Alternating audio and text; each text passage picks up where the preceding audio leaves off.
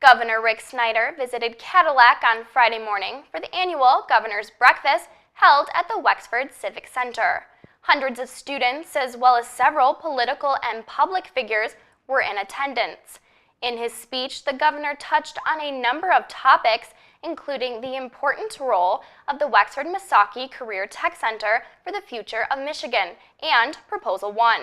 Governor Snyder, a vocal supporter of Proposal 1, says failure to pass this constitutional amendment will lead not only to the deterioration of Michigan roads and bridges, but much more than that. We've been underinvesting for a number of years. And if you think about it, our roads and bridges, our transportation system is part of the lifeblood of our economy. Businesses count on that to get their goods and services. That's what creates jobs. It's something critically important to live your life, just in terms of day-to-day life. And it's a real challenge. If we don't have good roads and bridges, those job opportunities can be more difficult for our young people as they get out of school to find them here. Beyond his support for Proposal 1, Governor Snyder also talked about the necessity for skilled trade jobs in Michigan.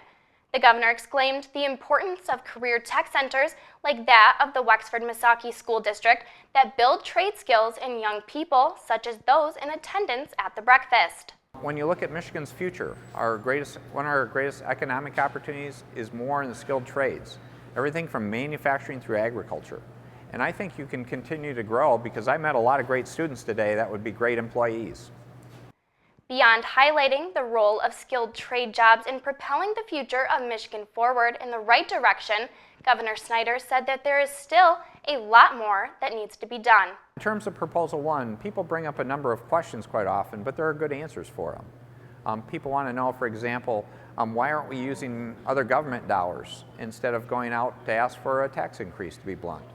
Well, we had huge deficits before. We've trimmed our budget. We're being very efficient at state government. In fact, I've used general fund dollars, which traditionally were not used for transportation the last several years. The most we were able to find was $100 to $300 million or so. That's a lot of money, but we need $1.2 billion. So that doesn't work very well. In terms of additional dollars going to schools and local government as part of this. Well, one, we needed to get the retail sales tax off of gas, and we didn't want to hurt those groups. So we're going to make sure they're not harmed, they'll have additional resources, but those are good investment areas for our future because we want better police and fire for our local governments, and in particular for education. Shouldn't we invest in our young people, particularly career tech ed? While the governor used much of Friday's breakfast to persuade voters to say yes to Proposal 1, many people do not agree with him on the issue, citing reasons such as unnecessary government spending and high taxes. The governor has voiced his opinion on Proposal 1, and now it's your turn to make your voice heard by voting in Tuesday's election.